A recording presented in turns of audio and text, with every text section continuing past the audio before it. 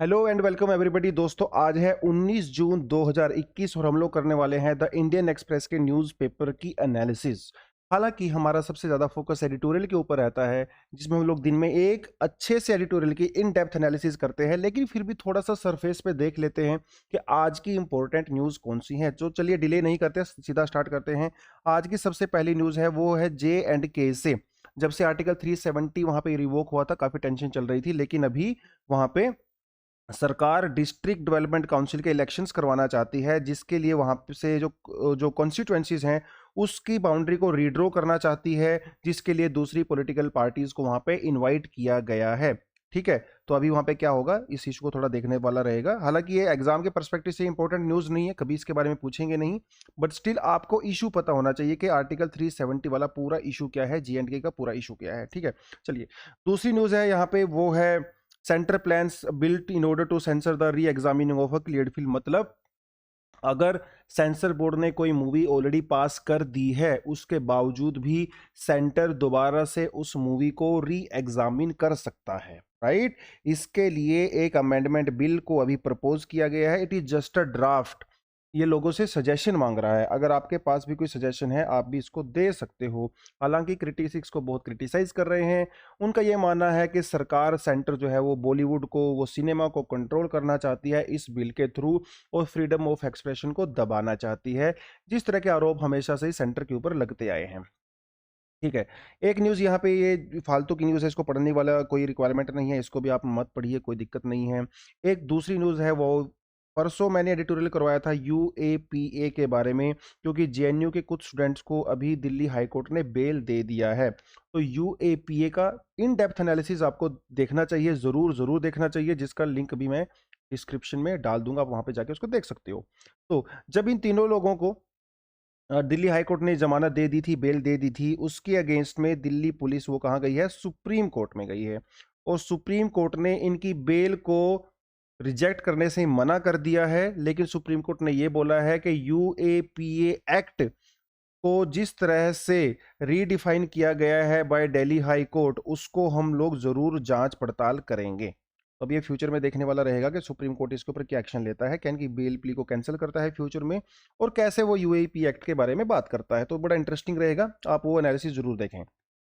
ठीक है, एक तीसरी न्यूज़ हमारे यहाँ पे आती है ट्विटर को लेके। हम सबको पता है कि सरकार ने कुछ रूल्स एंड रेगुलेशंस, कुछ गाइडलाइंस दिया था इन सारी सोशल मीडिया कंपनीज को, और जैसे हमारे नेटफ्लिक्स, अमेजोन वगैरह को भी दिया था। उसमें ट्विटर ने उन रूल्स एंड रेगुलेशंस को फॉलो नहीं किया है, जिसकी वजह से जो ट्विटर की जो लीगल प्रोटेक्शन थी वो हट चुकी है। और ट्विटर को अब, ये ट्विटर है ना, कहता है कि देखिए मेरी पॉलिसी है, I respect freedom of expression, I express, I respect freedom of speech, and वो सारी सारी बातें करता है। लेकिन भैया, हमारे जो अभी पैनल बैठा था, पार्लियामेंट्री पैनल, उस पैनल ने कहा है कि देखिए, आपकी पॉलिसी अपनी जगह है, हमारे जो लैंड है उसका रूल अपनी जगह है। अगर आप इंडिया के अंदर ऑपरेट करना चाहते हो, then you need to operate according to the rule of the land, समझे। तो अगर नहीं कर सकते तो भैया निकलिए यहाँ से, चले भागिए यहाँ से। अब वो समस्या है यहाँ पे। तो ट्विटर के साथ झगड़ा चल रहा है, फेसबुक, व्हाट्सएप वगैरह ने ऑलरेडी उस पॉलिसी को एक्सेप्ट कर लिया है। ठीक है, तो ये यहाँ पे ये थोड़ा सा इशू चल रहा है, तो थोड़ा सा आप इसको पढ़ने वाला रहेगा, आप इसको देख सकते हो यहाँ पे कंप्लीटली पूरा इशू क्या है। ठीक है, उसके अलावा जो है, यूपी की पुलिस ने ट्विटर के जो हेड थे इंडिया में, उसको समन भेजा है, क्योंकि अभी रिसेंटली क्या हुआ था, एक 72 ईयर ओल्ड मैन जिसका नाम था अब्दुल समद सैती, एक ऐसी वीडियो वायरल हुई थी कि कुछ लोग जो है इनको मार रहे हैं, पीट रहे हैं।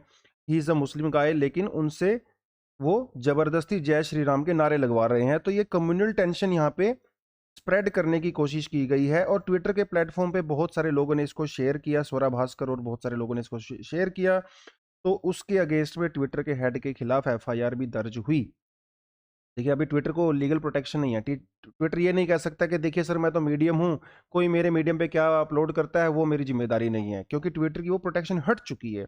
तो अभी ट्विटर को भी हम लोग रिस्पॉन्सिबल मान सकते हैं। ठीक है, तो वो सारी न्यूज़ यहाँ पे है। अगली न्यूज़ है वो आती है जी, हमारे स्पीकर जी हैं जो ओम बिरला जी, इनका एक इंटरव्यू छपा है आज, बहुत ही शानदार। तो लोकसभा के स्पीकर हैं, बहुत सारी रिस्पॉन्सिबिलिटी होती हैं इनके ऊपर। लोकसभा में ये सबसे बड़े ऑफिसर होते हैं, राइट। इनके इनके बारे में कुछ क्वेश्चंस किए गए हैं जो हमारे लिए बहुत ही बढ़िया हो सकते हैं। तो हम अगले पेज पे जाते हैं कि इनका इंटरव्यू में क्या छपा है, क्या इन्होंने बात की है। ठीक है, तो ये तालिबान वाली खबर भी हम लोग आएंगे। चलिए देखिए, तो इनसे पूछा गया कि अभी जब सारी दुनिया में पेंडेमिक वाली सिचुएशन है, लोग वन टू वन मीटिंग नहीं कर सकते, तो क्या हम लोग पार्लियामेंट्री कमिटीज की जो मीटिंग होती हैं उनको वर्चुअली कर सकते हैं क्या, मतलब जूम ऐप पे या किसी और वर्चुअल मीडियम के थ्रू? क्योंकि रिसेंटली जब कैबिनेट मीटिंग हुई थी प्राइम मिनिस्टर की, तो वो कैबिनेट मीटिंग भी वर्चुअली हुई थी, है ना, वो ऑफिस में नहीं आए थे। तो इनसे पूछा गया कि सर क्या ऐसा हो सकता है कि जो पार्लियामेंट्री कमिटीज हैं हमारी स्टैंडिंग कमिटीज, तो इन्होंने कहा कि देखिए सीधे सीधा सा रूल है, हम तो लोग रूल के हिसाब से चलेंगे भैया। Rule number 266 according to the rule book of Lok Sabha, उसमें लिखा गया है कि जो भी स्टैंडिंग कमिटीज होंगी वो हमेशा प्राइवेट में ही होनी चाहिए, पब्लिक में नहीं होनी चाहिए। अगर हम वर्चुअली करेंगे तो क्या पता वो मीटिंग लीक हो जाए, कोई इसको हैक कर ले, बहुत सारी समस्याएं हैं यहाँ पे, ठीक है। तो इन्होंने कहा था कि हम तो रूल के अकॉर्डिंग चलेंगे, फिलहाल जो हमारे पास रूल एग्जिस्ट करते हैं उसके उसमें के अकॉर्डिंग हम लोग वर्चुअल मीटिंग नहीं रख सकते। और वैसे भी बहुत सारी मीटिंग हम लोगों ने की थी इनफॉर्मली, जिसमें से मोस्टली जो कमिटीज़ के मेंबर थे, आउट ऑफ 16 कमिटीज़ 14 कमिटीज़ ने ये कहा कि नहीं भैया हम लोग वर्चुअल मीटिंग नहीं रखना चाहते हैं, ठीक है। अगला क्वेश्चन है वो एलजेपी पार्टी से रिलेटेड है, जो जिससे हमारा कोई मतलब नहीं है। अगला क्वेश्चन है वो है पार्लियामेंट्री बिल्डिंग को लेके, इनको कहा गया है कि देखिए दुनिया भर में, देश भर में लोग गालियां दे रहे हैं सरकार को कि पेंडेमिक चल रहा है, ऑक्सीजन की कमियां हैं, लोग मर रहे हैं, उसके बावजूद भी सरकार नई पार्लियामेंट की कंस्ट्रक्शन को नहीं रोक रही है ना। तो इसके बारे में आपके क्या विचार हैं? देखिए इन्होंने सीधा सीधा कहा कि जब ये पार्लियामेंट्री बिल्डिंग को बनाने का बिल पास हुआ था, तो पार्लियामेंट के दोनों सदनों ने, मतलब लोकसभा राज्यसभा ने अपनी मंजूरी दी थी इसके लिए, राइट। अभी वो लोग ऐसा मना कर रहे हैं तो हमें नहीं पता वो ऐसा क्यों कर रहे हैं, ठीक है। वो सारी की सारी चीजें इन्होंने यहाँ पे बोली है कि वो उसके थ्रू ही हुआ है ना। तो कहते हैं इनका कहना है कि मैं इसमें ज़्यादा कुछ नहीं कर सकता, ऑलरेडी ये वो लोग कर चुके हैं, ठीक है। तो यहाँ पे ये न्यूज़ निकल के आती है। दूसरा यहाँ पे न्यूज़ इन क्वेश्चन इनसे पूछा गया है कि कुछ बिल हैं जैसे फार्म बिल हो गए या हमारे सिटीजन अमेंडमेंट एक्ट हो गए, तो इन्होंने कहा कि देखिए सरकार ने ना ये बिल जो है बड़ा जल्दी जल्दी में पास किए हैं, है ना, लोगों से पूछा नहीं, अच्छी तरह से बहस नहीं की गई है। तो इसमें आपका क्या कहना है? इन्होंने कहा कि देखिए भैया ऐसा नहीं है, कॉन्स्टिट्यूशनल अमेंडमेंट बिल को पार्लियामेंट के अंदर 8 घंटे तक डिस्कशन किया गया, फार्म बिल को भी जो है 5-6 घंटे तक डिस्कशन किया गया। तो आप ये बिल्कुल भी नहीं कह सकते कि डिस्कशन नहीं हुआ है। उसके बावजूद भी अगर किसी को ऑब्जेक्शन है तो होता रहे, मैं उसमें कुछ नहीं कर सकता। तो ये जो है इनका इंटरव्यू छपा था, एक लोकसभा के स्पीकर होने के नाते हमारे लिए थोड़ा इंपॉर्टेंट हो जाता है, ठीक है। अगली जो न्यूज़ निकल के आती है वो आती है तालिबान से, अफगानिस्तान से। हम सबको पता है कि अफगानिस्तान के अंदर अमेरिका काफ़ी टाइम से एग्जिस्ट कर रहा है, उसकी फोर्सेस वहाँ पे हैं और तालिबान के अगेंस्ट में भी लड़ रहा है। लेकिन भैया बहुत साल हो गए हैं, 10-12 साल से प्लस हो गए हैं, है ना। मतलब कब तक लड़ेंगे आप लोग? तो अभी अमेरिका ने कहा है कि हम अपने ट्रूप्स वापस लेके जा रहे हैं, अपने ट्रूप्स को विड्रॉ कर रहे हैं। तो जब ट्रूप्स वहाँ पे विड्रॉ हो जाएंगे तो अफगानिस्तान के अंदर सिचुएशन बड़ी पेक्युलियर सी हो जाएगी, क्योंकि अफगानिस्तान एक तो इंडिया का नेबर है। अगर अफगानिस्तान के अंदर कुछ टेंशन होती है तो इंडिया के अंदर भी टेंशन होगी। दूसरा, अफगानिस्तान के अंदर बहुत सारी ऐसी चीज़ें हैं जहाँ पे पाकिस्तान कंट्रोल करता है, आईएसआई कंट्रोल करता है। तो अगर अमेरिका वहाँ से चला जाएगा तो पाकिस्तान का कंट्रोल अफगानिस्तान के ऊपर हो जाएगा, जिसके लेके इंडिया जो है वो चिंता का विषय है इंडिया के अंदर, है ना। और वैसे भी अफगानिस्तान के अंदर बहुत सारे डेवलपमेंट के जो प्रपोजल्स हैं, बहुत सारी डेवलपमेंट एक्टिविटीज़ हैं, वो इंडिया करता है। अगर अमेरिका वहाँ से चला जाएगा तो इंडिया की वो सारी की सारी एक्टिविटी भी बंद हो सकती हैं। तो फॉरेन सेक्रेटरी हर्षवर्धन श्रृंगला जी का एक वर्चुअल मीटिंग हुआ था, उसमें इन्होंने ये सारी सारी बातें बोली हैं। उन्होंने कहा है कि सिचुएशन बहुत ही फ्रजाइल है वहाँ पे। हालांकि तालिबान के साथ डिस्कशन हम लोग कर रहे हैं कतार वगैरह में, लेकिन उसका कोई पर्टिकुलर सोल्यूशन अभी नहीं निकल पाया है। अभी अफगानिस्तान में सिचुएशन ऐसी नहीं है कि इंडियन कंपनी या कोई फॉरेन कंपनी वहाँ पे जाके इन्वेस्टमेंट करें, क्योंकि एनवायरनमेंट इज़ अनसर्टेनिटी। तो यह इन्होंने बोला है।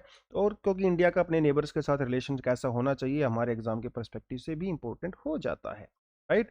तो ये कुछ न्यूज़ हम लोग जो है इस सेक्शन से आपको पढ़ना चाहिए। मैंने बहुत ज़्यादा डिटेल में कराया नहीं है, बहुत ही ज़्यादा ब्रीफ में करवाया हूँ, क्योंकि ये हमारा आज का मेन कंसर्न नहीं है, वो आप लोग खुद भी पढ़ सकते हो इसको। अगली जो न्यूज़ है वो है भैया, देखिए अभी नंदीग्राम में इलेक्शन हुए थे, तो नंदीग्राम में ममता बनर्जी हार गई थी, सुवेंद्र जी जीत गए थे, है ना। तो इलेक्शन के रिजल्ट को लेके इंडिया में हमेशा से ही बहुत सारे इश्यूज रहे हैं। इलेक्शन हारने के बाद बहुत सारे पॉलिटिकल लीडर सुप्रीम कोर्ट वगैरह में केस डाल देते हैं, क्योंकि हमारे यहाँ पे ना हार लोगों से डाइजेस्ट होती नहीं है ना। तो ममता बनर्जी से भी नहीं हो रही है। तो इन्होंने कहा है कि चैलेंज किया है कि ये जो सुरेंद्र वहाँ पे इलेक्शन जीते हैं वो फ्रॉड करके जीते हैं, वो गलत तरीके से जीते हैं। तो यहाँ पे कुछ हिस्ट्री बताई गई है इस आर्टिकल के थ्रू कि कैसे पास्ट में इंडिया में इस तरह की चीज़ें हुई हैं और उसके ऊपर जो है इलेक्शन कमीशन का क्या रोल रहा है, क्या वो पेटिशंस होती हैं। तो ये थोड़ा सा आपके लिए इंटरेस्टिंग होगा क्योंकि कई बार एग्जाम वगैरह में इस तरह के एग्जाम्पल देना थोड़ा ना अच्छा रहता है। और अगर अपने मेंस के एग्जाम में अगर एग्जाम्पल देते हो तो आपका आंसर बेटर हो जाता है, आपको 1-2 नंबर एक्स्ट्रा भी वहाँ पे मिल सकता है।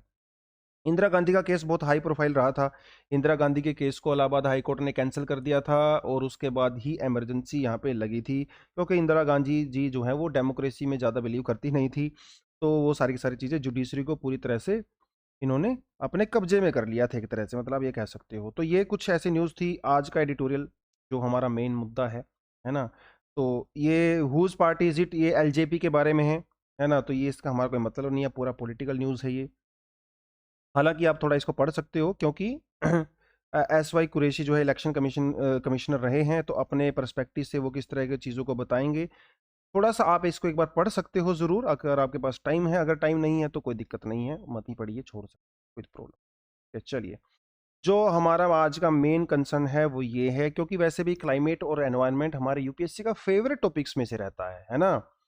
तो क्लाइमेट को लेके बात करते हैं। हमेशा से ही डेवलप्ड कंट्री और डेवलपिंग कंट्रीज दोनों के बीच में फाइट चलती है। डेवलपिंग कंट्री वो डेवलप्ड कंट्रीज को ब्लेम करती हैं ग्लोबल वार्मिंग के लिए और वो लोग हमें ब्लेम करते हैं कि आप लोग कर रहे हो, है ना। तो वो सारी की सारी चीज़ें हैं, तो इसलिए इंपॉर्टेंट हो जाता है। बिकॉज रिसेंटली G7 की मीटिंग हुई थी, इसमें क्लाइमेट चेंज को लेके काफ़ी कुछ बात की गई है।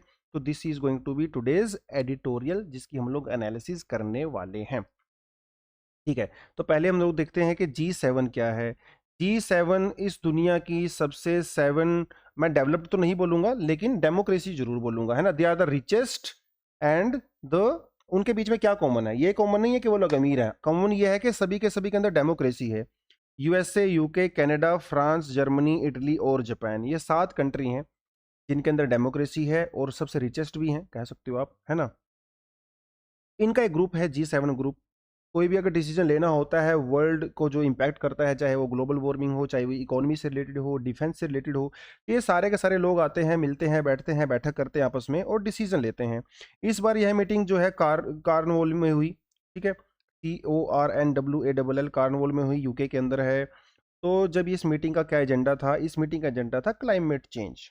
ठीक है, कि दुनिया भर में क्लाइमेट चेंज हो रहा है, हम लोग क्या कर सकते हैं। इन्होंने कहा देखिए, हर कंट्री का डेवलपमेंट अलग अलग है, चाहे वो डेवलप्ड कंट्री हो, चाहे वो लीस्ट डेवलप्ड हो, चाहे वो डेवलपिंग कंट्री हो, इंडिया चाइना के जैसे, लेकिन सभी को एक साथ आना पड़ेगा, कॉमन पर्पस।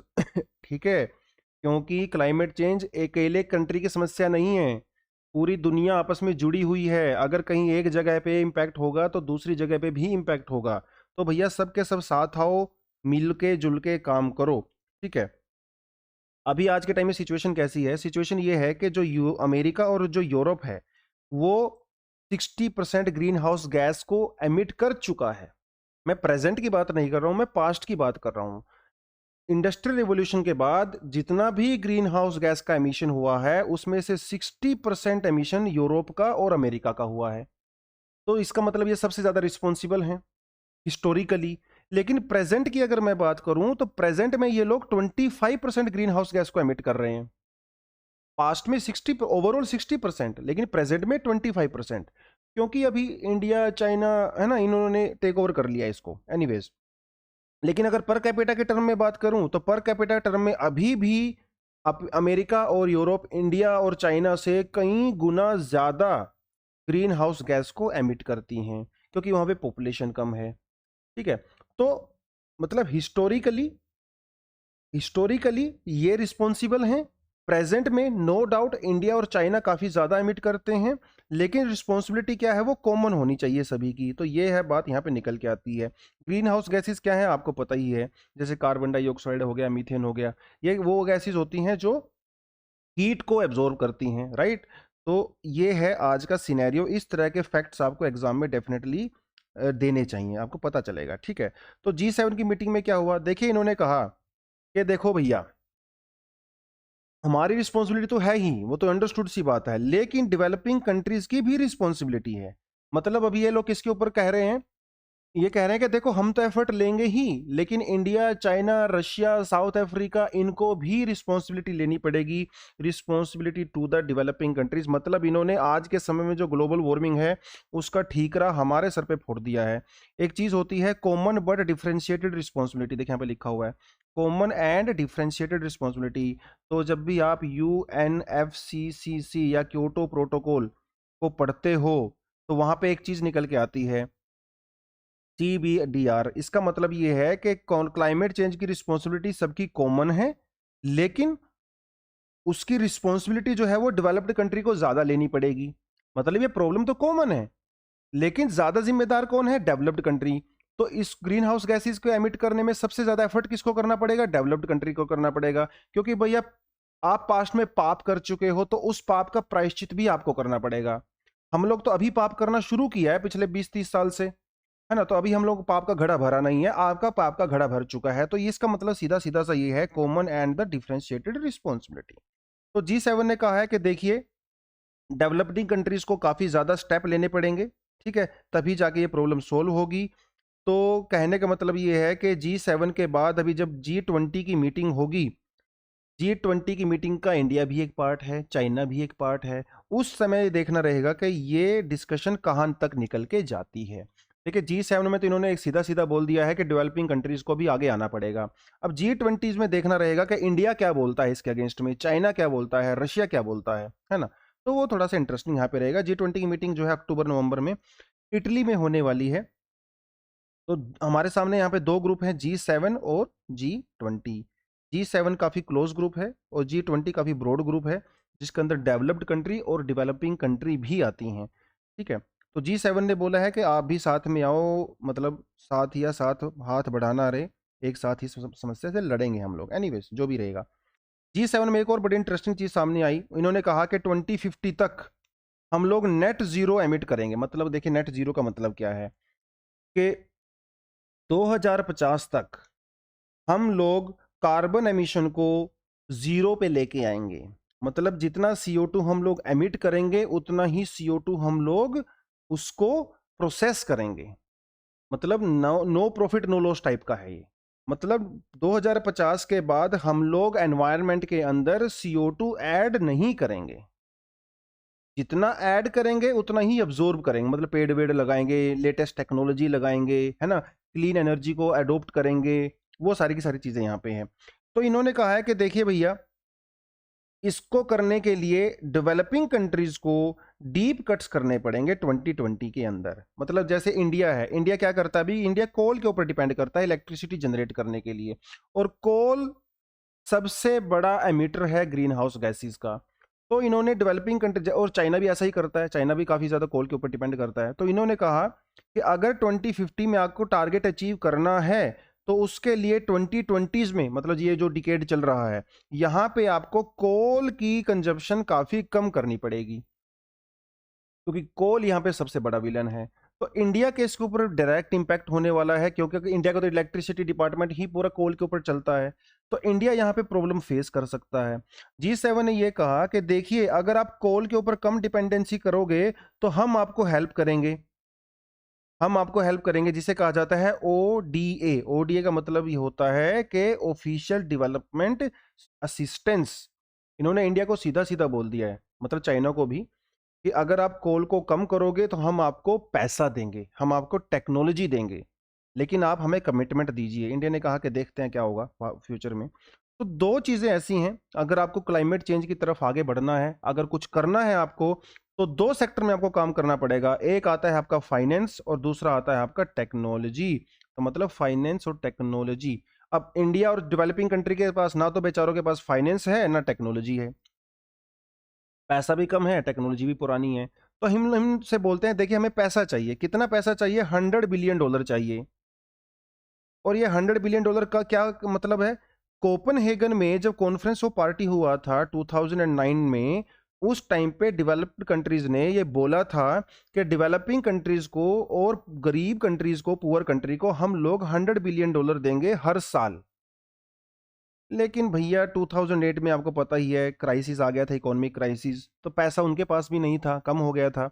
लेकिन उन्होंने अपने प्रॉमिस को आज तक फुलफिल नहीं किया है।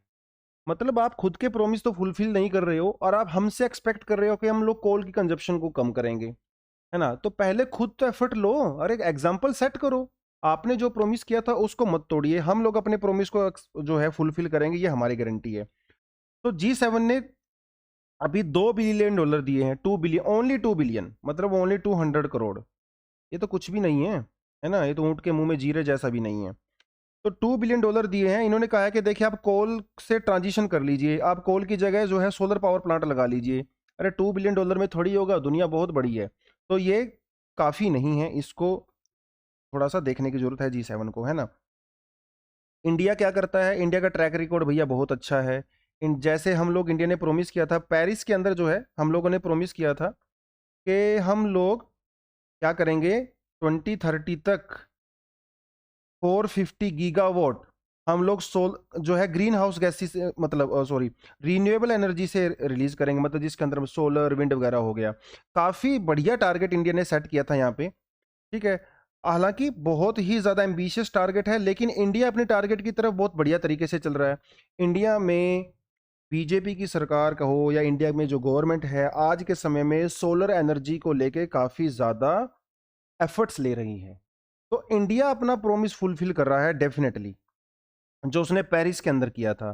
तो डेवलप्ड कंट्रीज को भी करना चाहिए। तो इंडिया वाले तो ऐसे ही हैं भैया, एक बार कमिटमेंट कर दिया, खुद की सुनते नहीं है। तो हम लोग तो अपनी तरफ से कर रहे हैं, उनकी कमी है जो देखी जाएगी वो करेंगे। तो G7 कंट्री क्या है? ये डेमोक्रेसी है, इंडिया भी एक डेमोक्रेसी है। तो इस लिहाज से ये दोनों एक दूसरे के नेचुरल अलाई हो गए। तो G7 कंट्री को इंडिया की हेल्प करनी चाहिए, सिर्फ इंडिया की नहीं बल्कि पूरी दुनिया की हेल्प करनी चाहिए, है ना? क्योंकि G7 भैया अमीर कंट्री है, पावरफुल है, टेक्नोलॉजी है, पैसा है, सब कुछ है उनके पास। तो उनको सबकी हेल्प करनी चाहिए। बेसिक का मतलब है, जैसे इसमें आता है ब्राजील, बेसिक एक ग्रुप है जिसका मतलब है ब्राजील, इंडिया, साउथ अफ्रीका और चाइना। ये सारे चारों कंट्री जो है डेवलपिंग कंट्री हैं, इन सबके कंसर्न सेम है, कॉमन कंसर्न है ना? तो वो सारी की सारी चीज यहाँ पे है। तो डेवलपिंग कंट्री जो बेसिक ग्रुप है वो काफी अच्छा कर रहा है। देखिए, एकदम से तो हम लोग कोल से हट नहीं सकते, कोल के ऊपर डिपेंडेंसी हमारी रहेगी, क्योंकि हमारे पास एक्स्ट्रा एडवांस टेक्नोलॉजी नहीं है, हमारी पॉपुलेशन बहुत ज़्यादा है, एनर्जी की रिक्वायरमेंट हमें है। लेकिन जितना हमसे हो सकता है ना उतना हम लोग कर रहे हैं। बेसिक ग्रुप ये चार कंट्री हमारे यहाँ पे कॉमन कॉमन चीज़ है। तो चारों कंट्री ने कहा है कि भैया भैया थोड़ा सा हमें और टाइम दीजिए, हम करेंगे और ज़्यादा एफर्ट करेंगे। अभी हम लोग कर रहे हैं, थोड़ा और एफर्ट करेंगे, लेकिन अभी हमें थोड़ा सा समय दे दीजिए। तो ये बेसिक कंट्री और G7 के बीच में झगड़ा चल रहा है ना? G7 कंट्री कह रही है कि 2050 तक आप नेट जीरो तक लेके आइए। हम लोग कह रहे हैं कि भैया 2050 नहीं, कम से कम 2070 तो करो। आप लोगों के पास तो सब कुछ है, हम लोग तो अभी डेवलपिंग करना स्टार्ट किया है ना? तो इनके बीच में वो झगड़ा चल रहा है। तो देखते हैं फ्यूचर में इसका क्या रेलेवेंस रहने वाला है। लेकिन अगर मैं समरी की बात करूं तो समरी का मतलब यही है कि जो G7 कंट्री हैं वो नेट जीरो के ऊपर फोकस कर रही हैं, लेकिन जो बेसिक ग्रुप है, मतलब जो डेवलपिंग कंट्री है, वो कह रही हैं कि अभी हमें थोड़ा सा और समय दीजिए। ग्रीन हाउस गैसेस को एमिट करने के लिए सभी ने अपने टारगेट्स रखे हैं। इनका टारगेट तो ये है, इंडिया का टारगेट कुछ और था, है ना? 450 gigawatt from renewable energy by 2030। तो डेवलपिंग कंट्री और डेवलप्ड कंट्री के बीच में हमेशा से ही ये इशू यहाँ पे चलता आया है, जब से क्योटो प्रोटोकॉल हुआ था तब से ही चलता आ रहा है।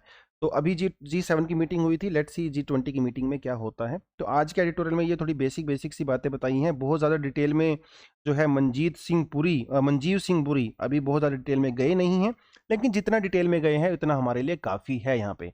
तो ये आज का न्यूज़पेपर का एडिटोरियल का एनालिसिस हम लोगों ने थोड़ा यहाँ पे देख लिया। उसके अलावा अगर आप इकोनॉमी सेक्शन में जाते हो तो यहाँ पे भी कुछ कुछ चीज़ें दी गई हैं। WHO के जो चीफ साइंटिस्ट हैं उन्होंने कहा है कि डेल्टा वर्जन जो इंडिया के अंदर ओरिजिनेट हुआ था कुछ समय तक पहले, इसको इंडियन वेरिएंट भी कहा जा रहा था, जो कि गलत बात है ना? दुनिया भर में डेल्टा वेरिएंट ने धूम मचा रखी है कि इंडिया, भैया इंडिया वाले तो धूम ही मचाते हैं, चाहे वो अच्छे काम में हो चाहे बुरे काम में हो, है ना? तो डेल्टा वर्जन ने दुनिया में धूम मचा रखी है। आज के समय में WHO के चीफ ने कहा है कि आने वाले टाइम में इस दुनिया में delta variant is going to be the most dominant variant, क्योंकि ये काफ़ी जल्दी ट्रांसमिशन होता है इसका, है ना? बहुत जल्दी ट्रांसमिशन होता है from one person to another person. वो सारी की सारी चीज़ें हैं। यूरोपियन यूनियन के अंदर भी एक इशू चल रहा है एस्ट्राजेनेका को लेके। एस्ट्राजेनेका की एक वैक्सीन है। एस्ट्राजेनेका ने यूरोपियन यूनियन को प्रॉमिस किया था कि हम आपको जो है 100 मिलियन डोज देंगे, 300 मिलियन सॉरी, लेकिन वो लोग नहीं दे पाए, अपने प्रॉमिस को फुलफिल नहीं कर पाए, तो उसके लेकर थोड़ा सा इशू यहाँ पे चल रहा है। ईरान में भी इलेक्शन चल रहे हैं। ईरान में अभी जो वहाँ पे फ्रंट रनर है, मतलब जो सबसे आगे वोट में है, उनका नाम है रेजी, अब्राहिम रेजी, जो भैया काफ़ी हार्ड लाइनर हैं, अमेरिका के कट्टर दुश्मन हैं। इनके पक्ष में जो है वहाँ पे इनके सपोर्ट में काफ़ी लोग वोट दे रहे हैं, तो आने वाले टाइम में ये ईरान के प्रेसिडेंट डेफिनेटली वहाँ पे बन सकते हैं। ठीक है, तो ईरान अमेरिका के बीच में वो ज़्यादा टेंशन यहाँ पे होने वाली है।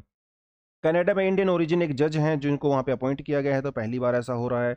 यूनाइटेड नेशन ने कहा है कि millions of people they are driven out of their homes due to the pandemic crisis, है ना। बेचारे लोग अपने घर से छोड़ने को जाके मजबूर हो गए हैं। देखिए इंडिया में हम लोगों ने देख ही लिया था, जब लॉकडाउन लगा था तो कितने सारे लोग जो है वो बेचारे अपने पैदल ही जा रहे थे अपने घरों पे, कोई सुविधा नहीं है, किसी तरह की कोई सपोर्ट नहीं है उनको, है ना। वो सारी की सारी चीज़ें हैं। पीएमसी बैंक, आपको पता है कि Punjab and Maharashtra cooperative bank के अंदर फ्रॉड हुआ था, जिसके बाद उसको वहाँ पे लिमिट भी कर दी गई थी कि लोग पैसे नहीं निकाल सकते। अभी पीएमसी बैंक को टेक ओवर करने वाला है सेंट्रम, जिसके अंदर भारत पे, है ना, भारत पे एक ऑनलाइन प्लेटफॉर्म भी है। तो भारत पे को बैंकिंग का लाइसेंस दिया जाएगा अभी। ठीक है, ये नॉन बैंकिंग फाइनेंशियल कोऑपरेशन भी है। तो शायद आने वाले टाइम में पंजाब और ये महाराष्ट्र कोऑपरेटिव बैंक है, इसकी पोजीशन में थोड़ा सा सुधार हो जाए। और ये जो लाइसेंस दिए जाते हैं, ये दिए जाते हैं बैंकिंग रेगुलेशन एक्ट 1949 के अंडर में, और बिजनेस अंडर सेक्शन 22(1), है ना। तो ये थोड़ा सा इशू यहाँ पे है। इंडियन बैंकिंग सेक्टर में एनपीए की प्रॉब्लम तो चलती चलती है, उसके साथ भैया फ्रॉड और करप्शन भी चलता है ना। तो दोनों तरीके से मारे गए हम लोग। तो ऊपर से जीएसटी रिलीफ वाला एक न्यूज़ है, आप इसको भी पढ़ सकते हो। Focus on growth most desirable, देखिए क्या कह रहे हैं। अभी मॉनेटरी पॉलिसी कमेटी हुई थी, जिसके अंदर मॉनेटरी पॉलिसी का मतलब ये होता है कि जैसे रेपो रेट क्या होगा, रिवर्स रेपो रेट क्या होगा, आरबीआई इस सब कुछ चीज़ों को डिसाइड करती है।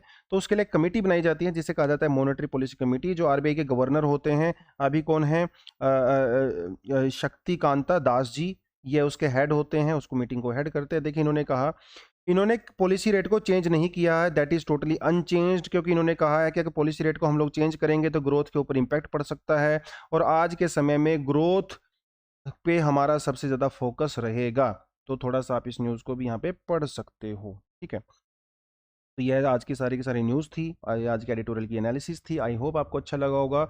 अगर आपको वीडियो ठीक ठाक लगता है, फ्यूचर में हम लोग और इसको इंप्रूव करेंगे डेफिनेटली। अगर आपके पास कोई सजेशंस हैं कि आप इसमें कैसे इंप्रूव कर सकते हैं, आप हमें कमेंट सेक्शन में हमारे सजेशंस जरूर दीजिए। अगर आपको पीडीएफ फॉर्मेट में न्यूज़पेपर चाहिए तो आप हमारे टेलीग्राम ग्रुप को ज्वाइन कीजिए, हमारे व्हाट्सएप ग्रुप को ज्वाइन कीजिए, उसका लिंक भी आपको डिस्क्रिप्शन बॉक्स में मिल जाएगा। उसके अलावा इन इश्यूज़ को लेके आपके कोई विचार हो पर्सनली, तो वो भी आप हमें बता सकते हैं। ठीक है, देखिए थोड़ा सा आउटस्पोकन होना पड़ेगा आपको, एग्जाम क्लियर करना है तो भैया आउटस्पोकन होना पड़ेगा, थोड़ा सा अपने विचारों को दुनिया को बताना पड़ेगा, है ना, अपने स्किल्स को डेवलप करना पड़ेगा। तो आज के लिए इतना ही। अगर आपको वीडियो ठीक ठाक लगता हो तो आप इस चैनल को लाइक करें, सब्सक्राइब करें और अपने दोस्तों के साथ शेयर करें। Thank you very much, all the best and जय हिंद।